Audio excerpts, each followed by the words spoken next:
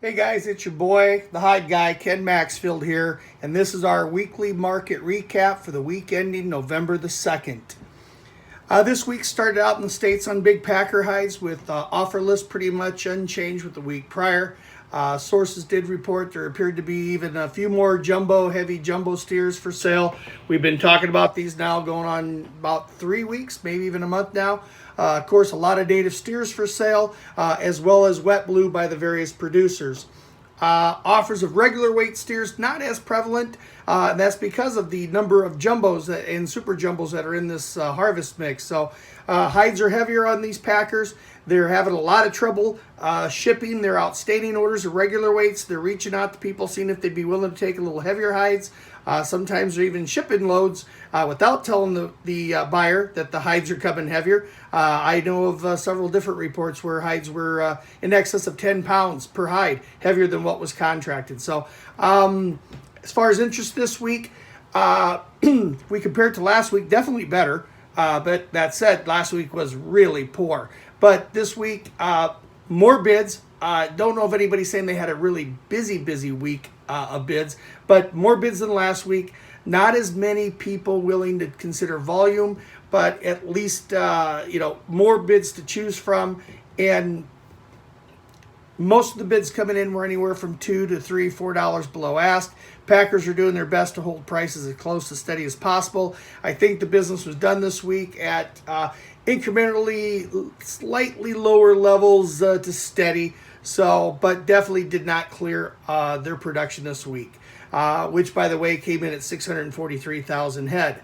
As far as cows, really no change on the offer list. You had a couple of the larger processors who had some strong week of sales here a couple weeks ago, still looking at prices much higher than their competitors. Meanwhile, the rest of the producers were offering unchanged. Interest, again, last week really poor, this week a little better, not even anywhere close to a couple weeks ago where we saw 600,000 wet salted hides sold. Overall, guys did their best to hold prices steady. Apparently what we heard towards the end of the week, some of the large tanners in the Hebi area, the furniture guys came in, they were willing to bid volume, and they were looking for more specialty type hides. Some of these folks who make those had them. Business was concluded a couple $3 lower on those specialty items, while on the items we usually report on our price guide, we're steady to maybe $1 or so lower. So general consensus is they didn't sell a week's worth of production. Export report, this week, yesterday's report said there were 270,000 wet salted hides sold. That's pretty much what the trade was expecting. My forecast was it was going to be about 275, maybe 3.25 at the best. Wet blue sales 133.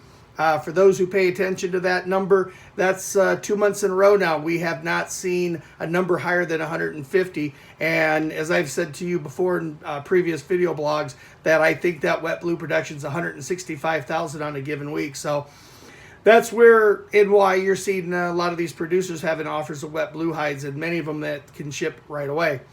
Going around the world, the big news in Europe, a couple of the upholstery tanners over there, one of them announced they were cutting their soaks by 50% at their tannery in Germany. Another large automotive player had already said 2 weeks ago that they were reducing soaks November, December, with the caveat they would most likely be looking at doing a further reduction come the first quarter.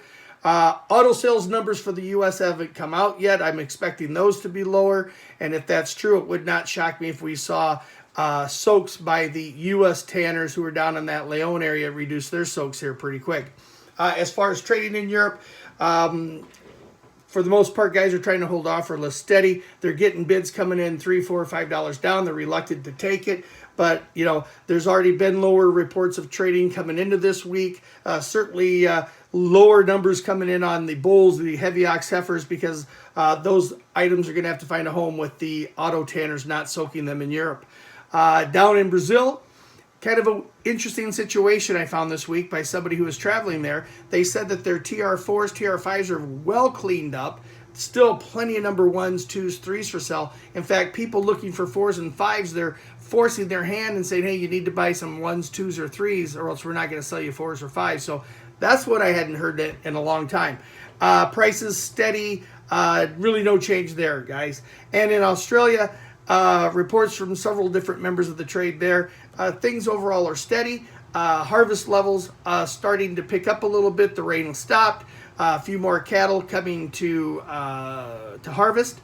Makes sense. They're rolling into their summertime right now, amping up for that. So their demand for beef is picking up. So, but overall prices are steady. Although they do, they have shared they've seen a few more Asians looking for hides, and that's directly a result of the fact that a lot of the Chinese tanners believe that the tariff on U.S. hides will go higher come January 1st. I wanted to make it very clear there is nothing in writing to support that, but the overall consensus of many tanners in China is that's going to happen. That's why they're outbidding, wanting to get shipments before the 1st of January. A lot of the guys here in the States are offering to guarantee them an explant date, but will not guarantee them that any hide sold here going forward will deliver by the 1st of January. And that's another reason why some of the interest in the States is not as busy as we probably thought it would be. And they're seeing a little bit more interest in Australia and even Europe from some of the Asian tanners. So, end of the day, my opinion of the market has not changed. It looks like we remain in an oversupply situation. Leather orders haven't come to fruition as people have been anticipating. Looking at the calendar, we're going to be in the first full week in November. A lot of blanket orders haven't been placed yet. There's a lot of tanners having concern about that. And end of the day, that's why we think if prices are going to change, it looks like there's a lot more downside than there is upside of this market. So that's it for now. It's your guy, the Hide Guy, signing off. Remember, check out my website, www.themaxfieldreport.com. I offer free 14-day trials on the website. Thanks until next week.